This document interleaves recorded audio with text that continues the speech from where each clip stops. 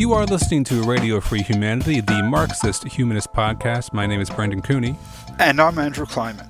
On today's episode, we welcome Felix Allen. Felix is a lead organizer for the Lowe's Workers United, an independent, unaffiliated trade union recently organized at the Lowe's home improvement store in New Orleans. We also welcome back to the podcast Gabriel Donnelly, who has been covering the independent trade union movement in With Sober Senses. To hear more episodes of Radio Free Humanity, to read more about the issues discussed, or to join in the conversation, please visit Marxist-Humanist-Initiative.org. You can also make a donation to the podcast there on the website. While our podcast is hosted by MHI, the views expressed by the co-hosts and guests of Radio Free Humanity are their own. They do not necessarily reflect the views and positions of MHI. So in just a moment, we'll be discussing independent trade unions with Felix Allen and Gabriel Donnelly. But first, as we do in every episode, Andrew and I are going to take a few moments to discuss some current events. We're recording this current events segment on the 14th of February. There's all sorts of things in the news, but one thing that hasn't got a lot of attention that we thought should get more attention is the fascinating case of Charles McGonigal, the former FBI agent who has now been indicted by the FBI and charged with several crimes involving both basically being bribed by Albanian politicians to be a fixer for an Albanian politician, and even more strikingly, for working for Oleg Deripaska, the Russian oligarch and close friend of Vladimir Putin. McGonigal was the head agent in charge of the New York counterintelligence field office for the FBI from 2016 to 2018, and he's worked for the FBI for decades and in counterintelligence, cyber security, things like that. The story is not just fascinating and the stuff of James Bond novels just because it involves a high-level FBI agent being accused of corruption and peddling influence for foreign powers, but because this particular placement of McGonigal in the New York field office and his now apparent ties to Russian oligarchs and indirect ties to Putin means that he was right at the nexus of what the FBI and their involvement with, or lack of involvement, with investigating Russian influence on the 2016 election that brought Trump to power. The New York field office of the FBI was responsible, many suspect, of forcing James Comey to leak that he was reopening the investigation to Hillary Clinton just days before the election took place. They were also the ones who were in charge of investigating Russian influence on Donald Trump after the election. And they were the ones who were supposed to be watching out for Russian interference, Russian active measures against U.S. elections. So the fact that the man in charge of all these things now appears to be on the take from Russian oligarchs is really alarming. And some people, not a lot of people in the mainstream press, but some people are pointing out that this casts a whole new light on many aspects of the Russiagate issue. The piece that I found that is probably the most informative about this is a piece written by Timothy Snyder on January 26th of this year. It's called The Spectre of 2016. Timothy Snyder, of course, is a professor at Yale and a celebrated historian focusing on Russia. And he has written a lot of books on Russia and even wrote a book recently about Russian influence on the U.S. And he's been following some of these issues for a long time and wrote a great piece on his own Substack that we'll link to, laying out point by point all the ways in which the McGonigal case. It's the tip of the iceberg. It's the tip of the iceberg. The Russian influence campaign on American politics, their attempt to get Trump elected, seems to have possibly went all the way to high-level FBI agents being involved with the conspiracy. Right. The only thing I'd add in terms of just the recitation of facts is who Deripaska was, apart from just being a highly placed Russian oligarch. He employed Paul Manafort, who became Trump's campaign manager in 2016, and Manafort owed Deripaska a lot of money. And to become whole, Manafort shoveled information to the Russians, campaign information, including, here's what Snyder describes it, including campaign polling data about Americans that would be useful for influence operations. And he was asked to communicate a Russian plan for the partition of Ukraine to Trump. And this was payback for the debt that he owed to Deripaska. So there's a very, very tight connection via Manafort and Deripaska linking Putin to Trump and Trump to Putin. And the fact that McGonigal, one of the charges is that he was taking money from Deripaska after McGonigal retired in 2018. We don't know what happened before 2018, but that clearly shows something really bad's going on here. Yeah. And Snyder points out that apparently it was common knowledge that agents in the New York field office were out to get Hillary Clinton. They hated her. And this was like common knowledge in the Bureau. It was common knowledge to me in 2016. Everybody knew it. Everybody knew that this is why Comey released the news, totally contrary to protocol, released the news that the Hillary Clinton email investigation was being reopened. It's like, why was this being done? Oh, well, he was worried about the field office in New York. And these are the people that were supposed to be watching out for foreign influence on elections and cybersecurity and stuff. And instead of investigating that at all in 2016 and the run-up to the election, they were busy attempting to undermine Hillary Clinton's campaign with a bunch of stuff that turned out to be nothing burgers, just empty, nothing stories about emails. Yeah, and I think Snyder makes a really important point. He's a student of active measures campaigns. He's a specialist in Ukraine. And so he sees how the Putin regime has operated vis-a-vis Ukraine for a very long time. The point that he makes is among the many points here that I think are very interesting.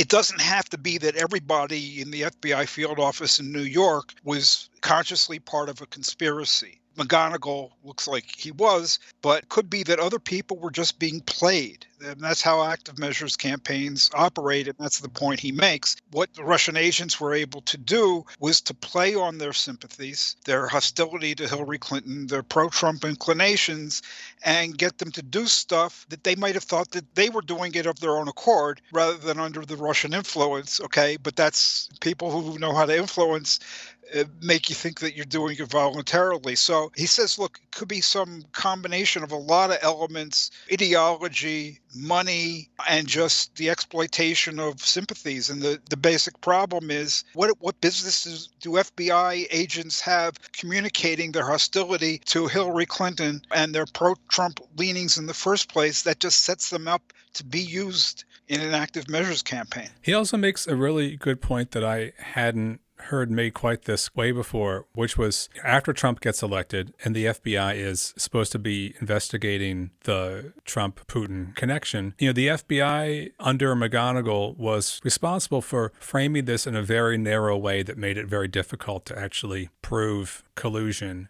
Rather than being like a wide focus that's trying to look at all the ways that Russian active measures were able to influence politics, they defined the entire thing very narrowly as a question of basically like, did Trump and Putin personally conspire together to get Trump elected or to hack Clinton's emails or whatever. We've had this problem in general with people who have poo-pooed the Russiagate scandal and called it a big bunch of hot air or a distraction from the real reasons Hillary lost, like we hear from people on the left. This very high, almost impossible standard of proof, some people think we're supposed to abide by, from my perspective, a lot of people's perspective, that it seems very obvious that there was such a big influence operation going on, and it was working with the Trump organization at so many different levels, from people like Paul Manafort, who were directly working with the Russians, to people like Roger Stone, who were leaking things, to working with the Russians, to Trump's changing the party platform in 2016 to softer on Russia for various things. Like there were like so many ways in which the influence campaign had a lot more to it than just can be explained if all your focus is on like trying to find a smoking gun where Trump shook hands with a Kremlin agent or something. Right. It's not how things work. And if you really care about, first of all, investigating and getting at what's really going on, you don't limit your search for information to potentially provable crimes. But second of all, I mean, this just shows that there's something really wrong with just the whole way in which this is being combated, because it's always being combated in terms of, is there a provable crime here? And some things that these people do are not provably crimes. I mean, it's not a crime for one campaign to communicate with Russians, blah, blah, blah, blah, blah. The problem is, this is part of a Russian act measures campaign of Putin government. It's undermining the election system of the United States and so forth. Snyder makes this point with regard to what was going on in the New York FBI office. But in a sense, the same thing happened with the Mueller report being kneecapped, whereby the whole issue of the Putin-Trump connection is framed very narrowly as, is there a strong case that we can charge Trump with breaking a law? And if we can't, then, oh, well, we haven't uncovered sufficient evidence. Mueller got trapped into that because of was Trump's Justice Department that was in control of things, and Mueller was like, I just have to be very legalistic and narrow here. And a lot of people in his team didn't like that, but that's the way he went. So with the Mueller report and with this stuff, people have been trapped, and it looks like so much of the media is following down that road. Okay, all we have is new information about McGonigal. He was arrested for this and that, so let's report this and that, and not look at the big picture about what this represents. And Snyder is I think, extremely alarmed, and very justifiably so, that like we have to think about what this is all about, and not just evidence of particular crimes. He makes the point that when the FBI and Homeland Security did investigate the Russian cyber measures to exert control over the election, they defined it very narrowly as, okay, phishing. Did they engage in phishing? Did they breach systems? But the whole point of it is there was a social media campaign to exploit I'm quoting Snyder, a social media campaign that exploited emotions, including misogyny, to mobilize and demobilize voters. Okay, so the phishing and the breach of systems, these are technical means to accomplish the very nefarious, undemocratic end. And that seems to have like dropped out of the radar of the FBI in terms of what it was investigating. Well, we'll have to leave this conversation at that for today, but up next, our conversation with Felix Allen of Lowe's Workers United. Today is February 12th, and we are pleased to welcome back to the podcast Gabriel Donnelly to talk some more about the new developments in independent trade unions and the U.S. Specifically, we have with us a very special guest, Felix Allen, who is one of the organizers of the Lowe's Workers United down in New Orleans. Gabriel, welcome back to the podcast. And Felix, thank you so much for being with us today. Thank you all for having me. Gabriel, you just published a piece in With Sober Senses entitled Lowe's and Home Depot Workers Discuss Their Independent Self-Organization. The piece discusses the independent trade union movement in the U.S. and by way of some interviews with a few different organizers for independent unions, including Felix Allen, our guest today. Gabriel, I thought maybe you could kick us off with a brief synopsis of what you're doing in the article and also introduce Felix Allen to our audience. Absolutely. So thank you again for having me on. As you guys mentioned, I had written the article on developments in new independent unionism, and my interest in that led me to try and reach out to some workers leading and developing these new independent unions. And I saw, it was national news, the organizing campaigns in the Philadelphia Home Depot and in the Lowe's in New Orleans. And I reached out, and Felix was very gracious with his time and had a lot of great substantial answers that are in that interview. So I encourage everyone to go and read that article. And then we also thought we'd ask Felix to come on the podcast and talk more in depth with you guys and with me here about the campaign and about what it was like running that campaign down with those workers and what they went through and what led them to make the decisions they made. And so, Felix, why don't you introduce yourself and tell us about Lowe's? Andrew was just pointing out to me that people listen to the show from outside of America who may not know Lowe's, people who in America who just might not go to department stores that much, they might not know Lowe's. So if you want to introduce the store too, the working conditions, what it's like, what's a pain in the neck about it, and so on. Sure. Like Gabriel said, I'm Felix Allen. I'm 26 years old, living in New Orleans, and I have been working at the Lowe's on Elysian Fields in New Orleans for a little over 2 years now. Started working there 6 or 7 months after the pandemic kind of started, December 2020. For those of you who are listening around the world or haven't been to a Lowe's, basically Lowe's is just a big hardware store. My job is a retail job, so folk can come in there and buy anything from lawnmowers to contractors can buy whole pallets of concrete, stuff like that. And there's stuff for people who are trying to fix things themselves or people who are trying to build a whole house. So there's a wide range of folks that we talk to every day. If you've ever been into a Lowe's, you'll probably notice that there are folks wearing red vests. Those are called customer service associates. And their function is primarily to help customers if you need paint mix or wood cut, or if you need a key cut, or if you need help finding something, you're probably going to go to a customer service associate. And then there are the folks on the registers. It varies, but my store has about 200 people, 170 to 200. It kind of fluctuates. And my position is as a merchandising service associate. They call us MST or MSA for merchandising service team. And our job is to work for the vendors. So a lot of companies like Craftsman or DeWalt, tool companies like that, they'll send us in projects that we have to work on. We have to set all the bays in different ways when they have new products or when they're getting rid of a product or they want us to put up new signage or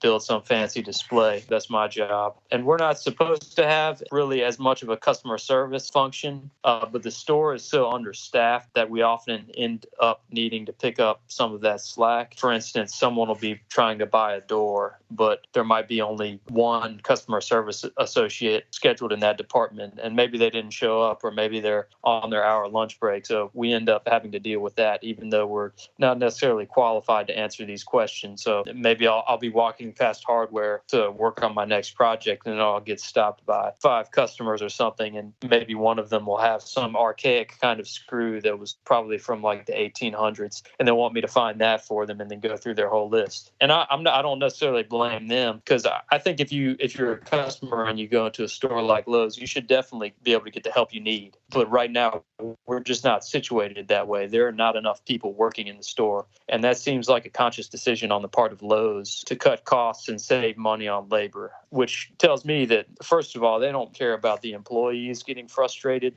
It seems like a very concerted effort on the part of Lowe's to cut costs, to cut hours, because they care much more about their money than they do about the employees and the customers. So that was something I noticed almost immediately when I started working there, because I was always working on things. And initially we were working on a big project called P51, which involved rearranging the store and, putting light bulbs, which were formerly on aisle 1, onto aisle 8. And so we were always on a time crunch. We were kind of coerced to go in on Saturdays and work overtime and stuff like that. And they pressured us to do all that kind of stuff. And meanwhile, we were at the same time having to pick up slack in dealing with customers. So that was something I noticed immediately. And then a couple months later, I got hired into the position I'm doing now, which is, like I said, a merchandising service associate. So that understaffing thing was one thing that struck me pretty big, because, I had been into a Lowe's before as a customer, and I noticed, damn, it's kind of hard to find help here, because I was going in to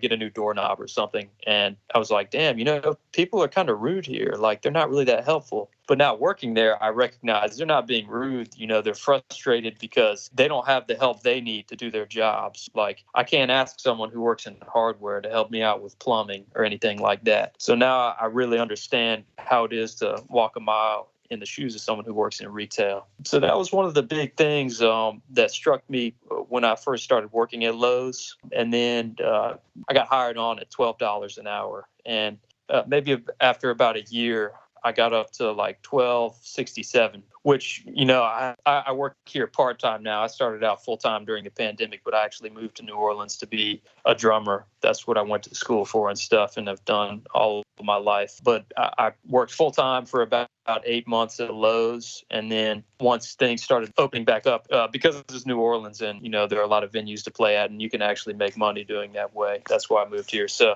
then I switched to part-time, and about a year in, I was making about $12.67. And I noticed that the new hires who I was training, And I was training because I was, at this point, one of the more experienced folks here. I was sort of training new employees. They would always stick the new hires with me to show them, here's how you move all the beams on the shelves around and deal with them when they're not cooperating. Here's where you interpret all the projects you have to do and figure out how to adjust them to what we need in the store. I was one of the guys who they sent to do that because, there's so much turnover at stores like Lowe's. Even someone who's only been there a year is going to be one of the more experienced people on the team. So I did that and then kind of casually asked people what they got hired as. And some people would say like $15 an hour and shit like that. And I was like, well, damn, I'm getting paid like $12.67. And, I've had previous job experiences. I've worked in a warehouse. I've done landscaping, stuff like that. So I'm not inexperienced. And, I got a master's degree. I've actually taught a college music class or several of them. So not that makes me better than anyone else, obviously, or suited to work at Lowe's. But that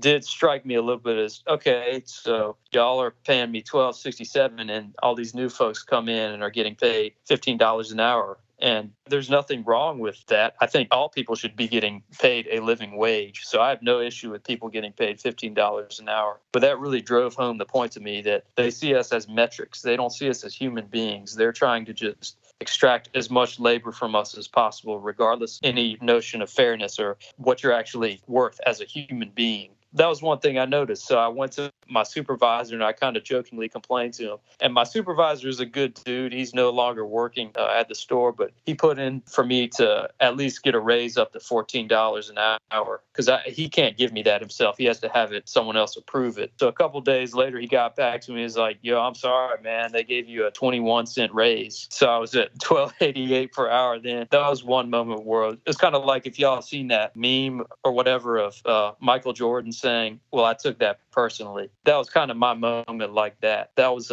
like, damn, y'all really gonna treat me like that. So that was my introduction to all this. And, organizing had always been in the back of my mind, even before I started this. I think I was in grad school when I heard about folks organizing in Bessemer, Alabama. And I thought that was really heroic, given that. And I thought it was cool because, it's the Deep South. And people talk in a certain way about the South that it's backwards and stuff. But here in Bessemer, you saw a lot of particularly black workers organizing. And I thought that was really inspiring. It never really occurred to me to do that at Lowe's just because the turnover was so high and I thought the odds were so insurmountable. But I guess eventually something clicked. There was a Starbucks store across town in uptown New Orleans. Our store is downtown. And they organized a union uptown. The organizer there got fired. But after that, I was like, well, they did it uptown. We got to show out and do it downtown. So why not? First person I got in contact was kind of jokingly. I texted a friend from high school, hey, you think I should unionize the Lowe's, man? And he was like, oh, yeah, go for it, man. We're actually, he works at kind of like a tech job, but he said, we're also thinking about unionizing. And one of my coworkers just reached out to the IWW. So maybe you should reach out to them for advice. So I sort of started there. That was kind of how I started to get more information about things. I checked out a couple podcasts and I heard people like Christian Smalls and Derek Palmer, and there were a lot of other folks. They had a lot of insightful things to say. And I tried to learn more about the process and reached out to some local organizers. There was one group called the Louisiana Workers Council that I got some advice from, and they've been really supportive. If you want to get in touch with a union, you kind of put in like an online form and submit that. So I did that for the IWW. And then I think the UCFW didn't respond. And then some folks encouraged me to try the Teamsters, and they did respond. But the first big thing I did was I got some training through the IWW, and I took their OT 101 course, their Organizing 101 course, which talks about how to form an organizing committee, and ended up getting on Zoom. I think it was like a 12-hour training, but I got on there, and I was able to speak with some folks from Seattle who were in the process of organizing their Whole Foods or their EMT groups. So it was cool to talk with them, and they sort of give you a mentor or an advisor. And I guess the online form I submitted indicated that I was serious enough about this, getting organized about it. So they gave me an advisor, and I spoke to him maybe a couple times a month when I was getting started. So that's how everything got rolling. Yeah, I just wanted to follow up on one thing there, which is you mentioned, and this is well known in anyone who's ever done retail organizing, and then anyone who's ever just worked retail, and even if they don't realize it at the time, can look back and realize the turnover and the way in which people get burnt out and they leave those types of jobs. You mentioned that at first made trying to do this organizing campaign seem impossible. So could you just say a little more about the sort of burnout and turnover at a job like Lowe's? Yeah, a lot of people view this job definitely as a transitional thing. I'm 26, and there are a lot of folks a little bit younger than me who are maybe taking a break from college. So they didn't really care. They were just there for a little bit. And there were some older folks who were getting closer to retirement. I guess it seemed like folks really didn't care enough about the job to do anything about it. So a lot of people got fired too, including managers, I think. But it seemed definitely like folks were quitting just because they got so tired of doing the same thing every day. And sometimes it felt like it was a little bit meaningless, particularly in the position I'm in. You get a project from the vendors and they're telling you, okay, move all these drills to this spot or move all these riding mowers or grills over here. So I don't know, you'll spend like a whole day doing that, and the next day you'll find that someone else moved it back to where it was before. So folks get burned out for reasons like that. People get tired of the pay and they go looking for other jobs, and the grass is always greener on the other side, as they say, but that's not often the case. People will end up going to the Home Depot downtown in the central business district and probably getting paid about the same amount. So it felt like a lot of people just wanted to go somewhere else just because they got tired of being in the same spot, and it was just psychologically exhausting to be doing something where we're not really respected and we're not compensated well, and it doesn't feel very meaningful. Because it's the first job for me that wasn't a summer job where I was really working full time. It felt like I was in the trenches, and you're working with, grown ass people, and the managers will come in and treat you like a fifth grader. So they'll have a morning meeting that ends where they call someone into the middle of the circle and they yell, "What do we do? Sell stuff. What do we do? Sell stuff." And they got to yell that. And I'm like, damn, y'all really got to do that every morning? That's just like, first of all, that's just pathetic, man. Like, we don't need that rah-rah bullshit. Like, we're trying to do the work and go home.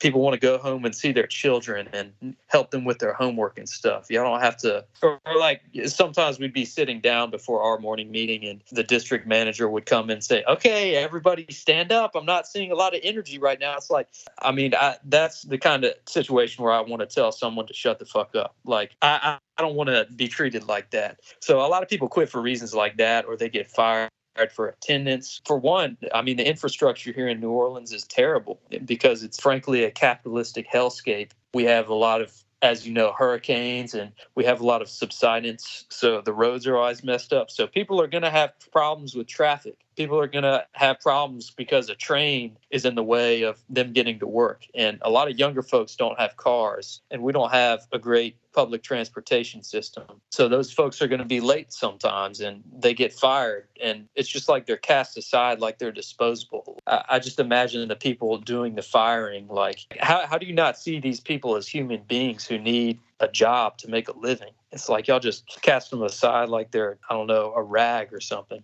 But yeah, there's a lot of turnover, and I felt like I wasn't really going to be able to build anything there. But then I got to know and love the people, and I was like, all right, maybe this is worth at least trying. I got another job, so if I get fired, I'll still be making some money for that or with that job.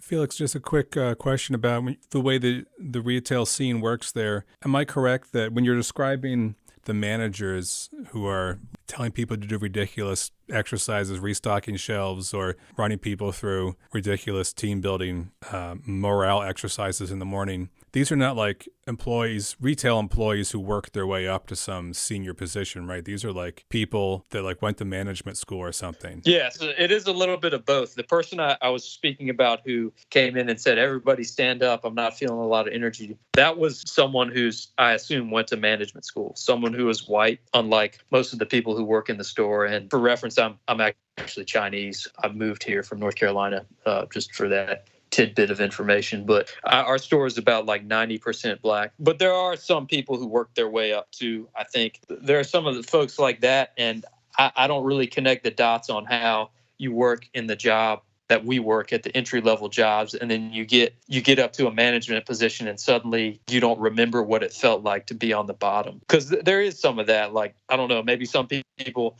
their only issue is that they're not the ones giving orders. But like you mentioned, it is a lot of folks who, went to management school, or they've been a manager since they were 20 or whatever. And they've always been a manager. And, we have new managers come in from other places and want to change everything around. And they come in with a battery in their back, as someone said, trying to overturn the whole store. And that really rubs people the wrong way. That seems to be very common in retail from just my observations. Not having worked in retail, just observing like the retail, like grocery stores in my neighborhood, for instance. You have like every year there's like the new manager that rotates in from the corporate headquarters. And they're like usually white, and they don't have any like store experience. They're just like management school experience, and they often don't know what the hell they're doing. And the employees in the store actually know what's going on.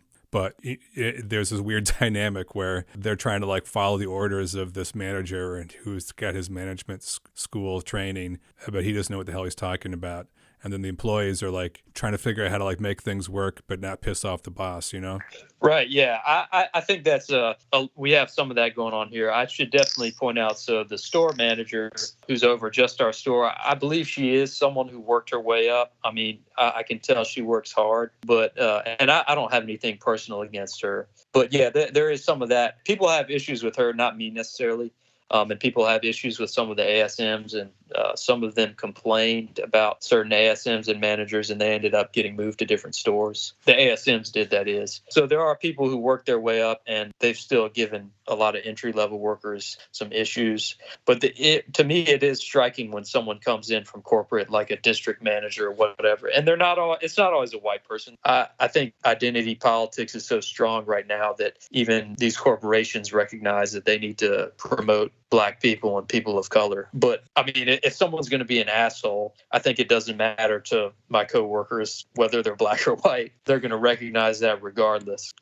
This is kind of getting ahead of ourselves, but I found it extremely cynical that when our union drive did go public, they sent in 3 anti-union consultants who I'm sure they made a specific effort to find some folks who were Black. And I found that extremely cynical, but I think that was probably calculated on their part. I know there was similar things reported out of the union busters encountered in the Amazon warehouses, and I experienced a particular case when I was working a union campaign in a warehouse that was largely a mix of first-generation Arab and Mexican immigrants, and they got all Mexican union busters to meet with the Mexican worker contingent at the warehouse, to meet with them in Spanish, where they would then threaten them in Spanish with ICE. I thought it was a very extremely cynical but oddly honest display of, we're going to find someone that can talk to you and looks like you, but they're going to threaten you for us, from that particular campaign. But Felix, I wanted to ask, because you mentioned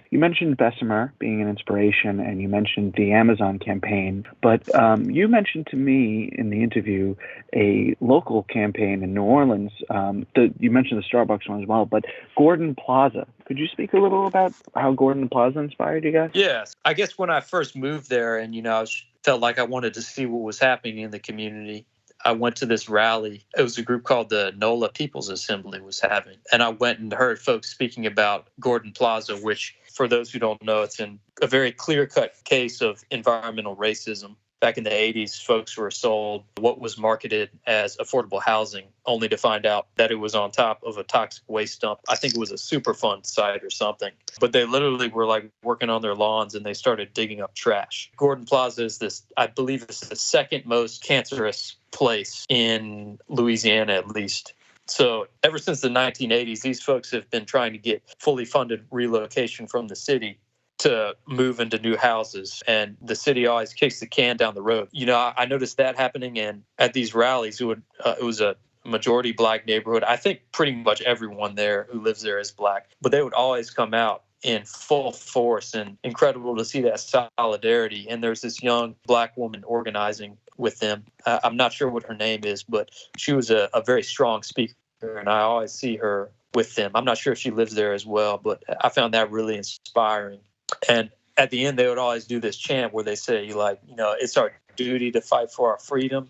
We have nothing to lose for our chains. And they would say something like that. that really struck me because that's a couple neighborhoods over from where my store is. And, New Orleans is a city, I guess, but it's a pretty small city. A lot of people know each other. I'm a drummer here in New Orleans, and I know some people who have family who live there. The people I've played with have family who lived there. So something about that, like I've always sort of recognized ever since my parents read The Lorax by Dr. Seuss to me, by how, these environmental issues and capitalism are so closely connected, and racism, militarism, those things they seem pretty inseparable in our society. And I guess that made me want to do something in the place where I was and could make a difference, which was at Lowe's.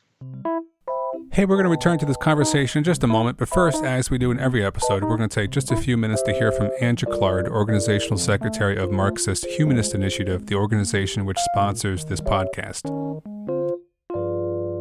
Marxist-Humanist Initiative, or MHI, aims to contribute to the transformation of this capitalist world by projecting, developing, and concretizing the philosophy of Karl Marx and its further development in the Marxist humanism articulated by Raya Dunayevskaya. The ongoing COVID-19 pandemic and today's many other social, political, and economic crises make this a moment to engage people in discussion of these ideas. In the U.S., we are faced with the threat of Trumpism triumphing, an all-out authoritarianism extinguishing our right to carry on these discussions. Yet at the same moment, the multiracial movement for Black lives has spread to every corner of the country and the world, launching a flood of activism and new ideas that deepen the concept of freedom. MHI is dedicated to the task of proving theoretically that an alternative to capitalism is possible. We are distinguished by our economic analyses in which we do not merely assert but demonstrate that the only opposite to the current world economic system is its abolition and replacement with one not based on the production of, quote, value, close quote.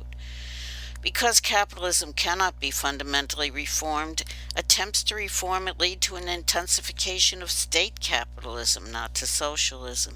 We are not a political party, nor are we trying to lead the masses who will form their own organization and whose emancipation must be their own act. But we have seen that spontaneous actions alone are insufficient to usher in a new society. We seek a new unity of philosophy and organization in which mass movements striving for freedom lay hold of Marxist philosophy of revolution and recreate society on its basis. Our ideas and actions, as well as our structure and rules, are guided by the interests of working people and freedom movements of people of color, LGBTQ people, other minorities, women, youth, and all those around the world who are struggling for self-determination in order to freely develop their own human natures. We have no interests separate and apart from theirs. To this end, we open our website to the widest possible dialogue with people around the world. We intend to practice as well as espouse a two-way road between our organization and people outside it as essential to developing a single dialectic in the relationship of theory to practice, and as the way to assure the survival of Marxist humanism. Please join us.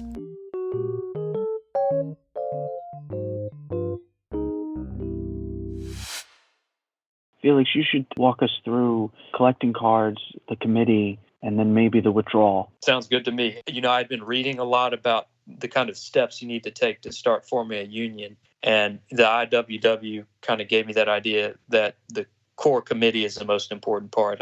I spoke to that other group I mentioned, the Louisiana Workers' Councils, and they gave me sort of the same idea that you can go through all this stuff with the NLRB, but the most important thing is getting people together and really organized and not just going through those formalities. So I started trying to do that, and I got a spreadsheet together where I grouped everybody by department and figured out to the best of my ability how many people we wanted to represent and who would be likely to come forward. And a lot of people gave me advice so just try to get 5 to 10 people who are really solid, who are rough riders, so to speak, and then you can maybe get started with a card campaign. So I started doing that towards the end of April, and this is meanwhile I'm getting some of the training from the IWW and stuff. And let me just interrupt. Yeah. A card campaign. Explain to people what a card campaign is. To go through the NLRB, National Labor Relations Board process to get a union election, you got to get 30% or more of folks at your bargaining unit, which in our case was our store, which had about 170 people who are eligible. You need to get about 30% or more to sign a petition or cards saying they want representation from the union. And then you bring that to the NLRB, and if they can verify that everybody actually works there and you didn't forge all the signatures and so forth, then they come in and have an election. And then if you vote on it, that's when the union gets certified and you get to start negotiating. Or supposedly the employer has to negotiate in good faith. But as we've seen with Starbucks and Amazon, that's not really what goes down most of the time. I guess we didn't really know what our goals were. The first thing I did was, just start taking the temperature.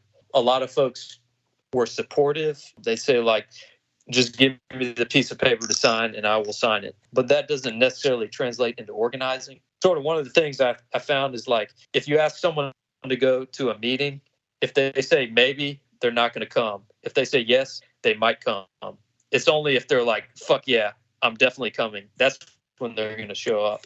You got to really learn how to really read people and use your intuition to see how really are they into this. Because a lot of people will be supportive. They'll say, yeah, I'll come to a meeting. But, I've had meetings where I set up where I expected 6 to 10 people to be there and literally no one showed up. It was kind of funny, actually. I was just out there at the meeting spot standing in the rain, which was kind of hilarious. But that was the tricky part. I realized that it was really difficult to set up a committee where you could get more than a couple folks together at the same time. So I just started small, like getting 2 of my coworkers together and say, this is what we can work on. And I actually got on the phone with the advisor from the IWW, and he helped kind of explain things to them. It's helpful to have someone other than me to say, this is a real thing. This isn't just Felix bullshitting. So I started small. And then once I had a couple on board, we could go have conversations on the floor with other people. Because it's easier when you have 3 people whispering in your ear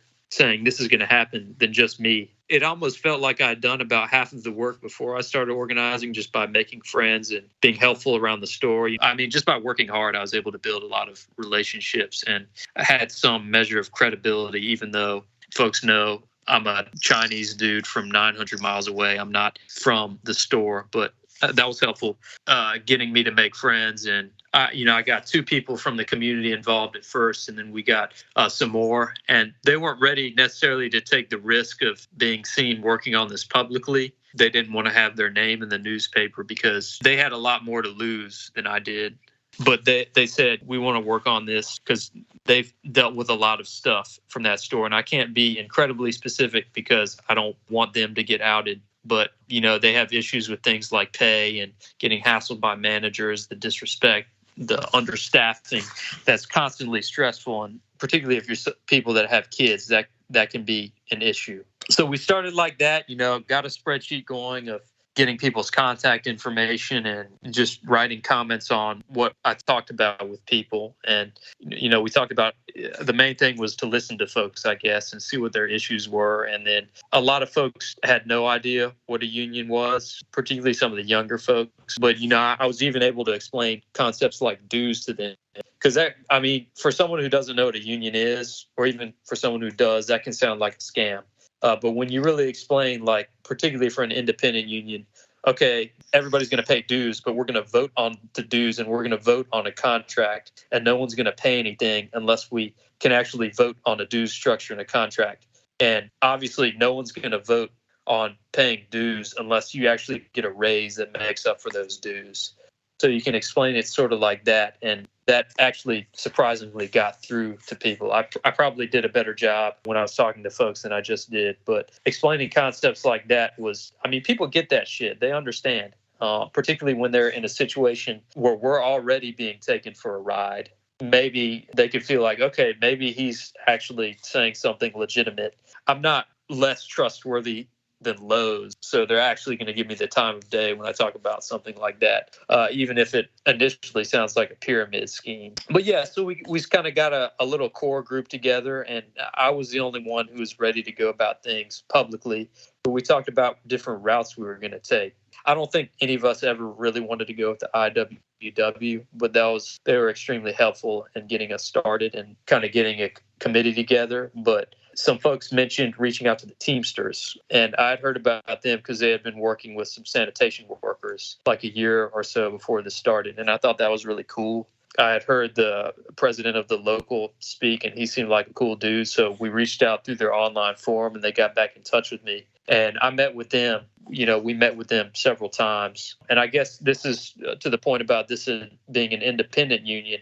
We recognize the limitations of the challenges that we were going to have going through an established union like the Teamsters. My understanding of the process was that they were going to help us win an election if we could get to an election, if we could get a majority or a supermajority of the store to sign a petition. But we weren't going to get help from an organizer or anything before that happened. And don't get me wrong, they were extremely generous with their time. They said to always reach out, always call them, and bring folks in there, which we did. But ultimately, that just wasn't going to be enough. And I don't blame them, because I know they really were swamped. They worked their asses off.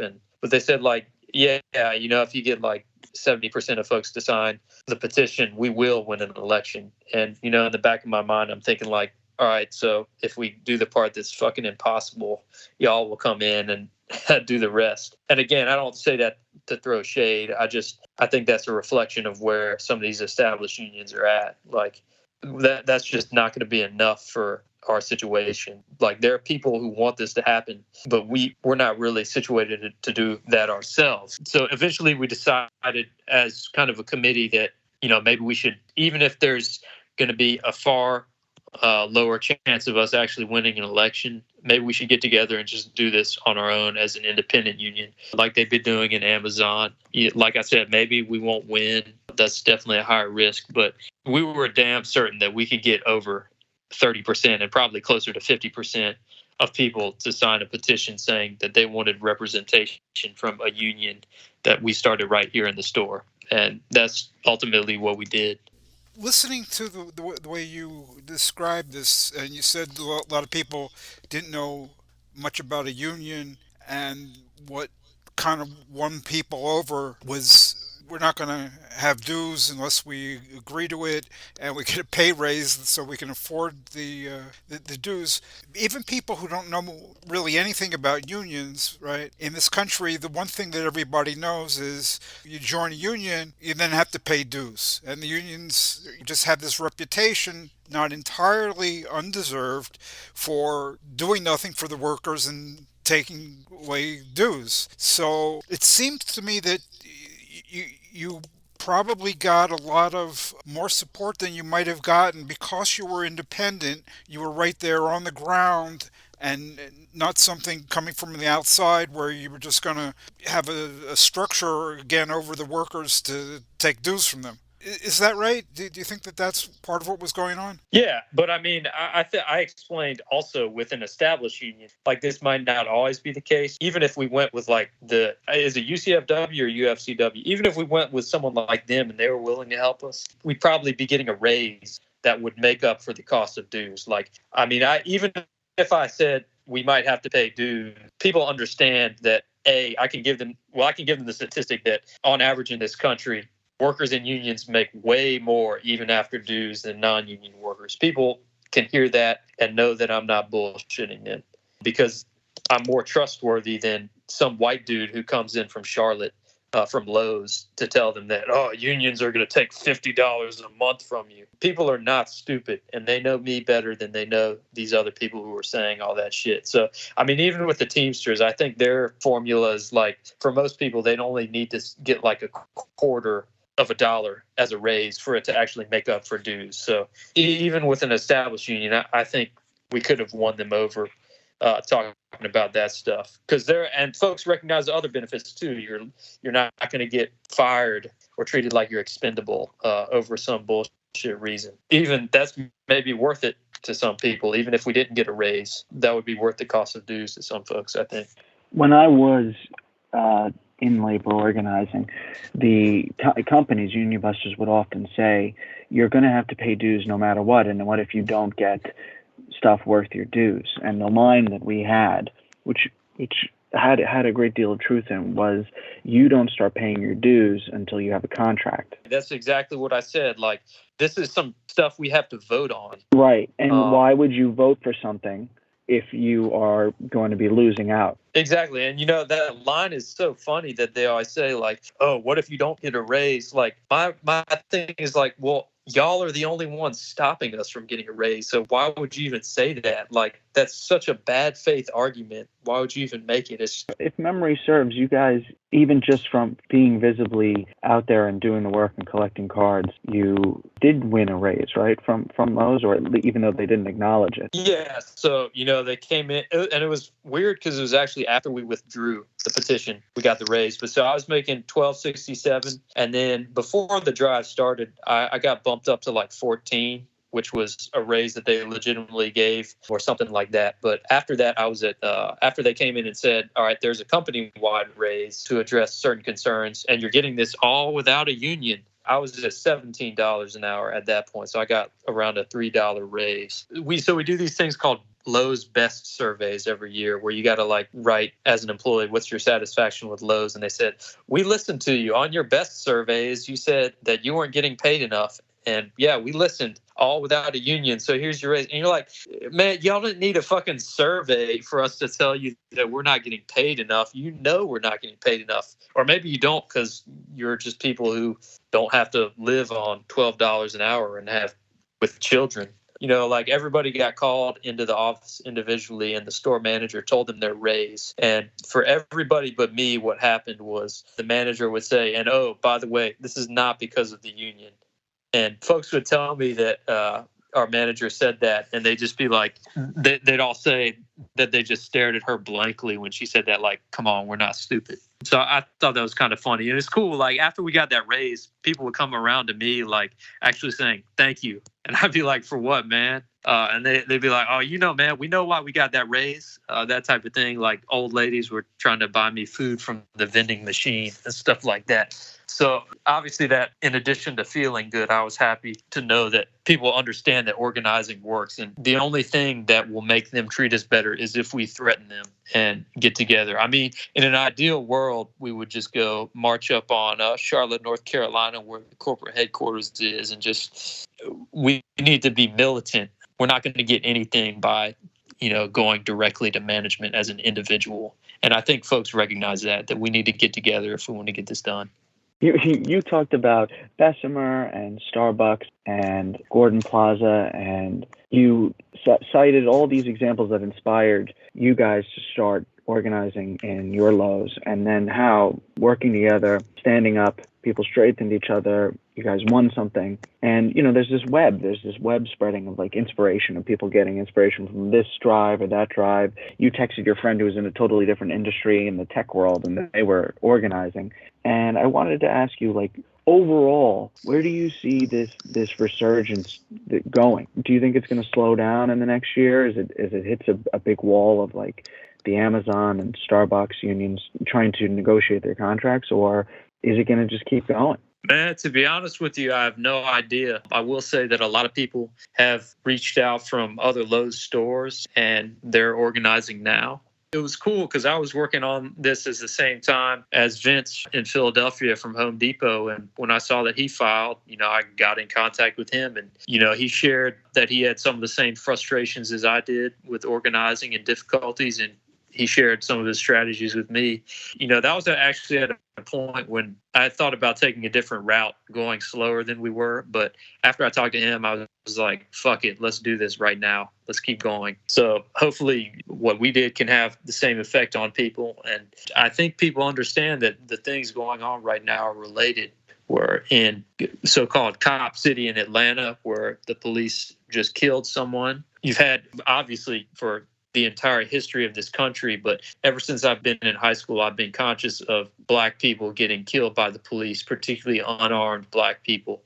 And I think these things are going to hit a boiling point. I think one thing when I was struggling with organizing during the summer that happened was, or I can't remember if it was the summer, but the repeal of Roe v. Wade, that hit me pretty hard. There are all these attacks, on immigrants, on LGBTQ people from the right wing. And I was working a campaign in the summer when the Dobbs repeal came down, and I noticed almost like the campaign got a shot in the arm. I was doing a retail campaign too. I was working in a very awful retail job, and we had just hit a wall. We were going with established unions, so we needed that 70% that you said, as you pointed out, is impossible, and we were stuck at 60. Yeah. And Dobbs came, and suddenly all these young women on the job who did not really want to help out came in the next day and said, we want to do something. We feel like we're losing control of our lives, but this campaign feels like some way we can have control of some aspect of our lives. And they got involved and gave it a shot in the arm. When you're mentioning Dobbs, you're saying you saw a similar thing inspiring the campaign to keep going? I mean, honestly, I don't know if it was necessarily anyone else. I know there are people at the store who have had abortions, I know for a fact, and need access to reproductive care without getting bogged down and having their bodies controlled by the right wing. That was never something we talked about, but there are definitely points where I felt like I wanted to quit, and things like that happening made me want to keep going, definitely. So I don't know if that was a big impetus for anybody else, but it definitely was for me. I'm extremely interested in something that you said about these struggles being connected, the struggle for racial justice, against police violence and so forth. I think people from the outside who are looking at that will say, well, what is the connection between that and low pay and bad working conditions at a home improvement center?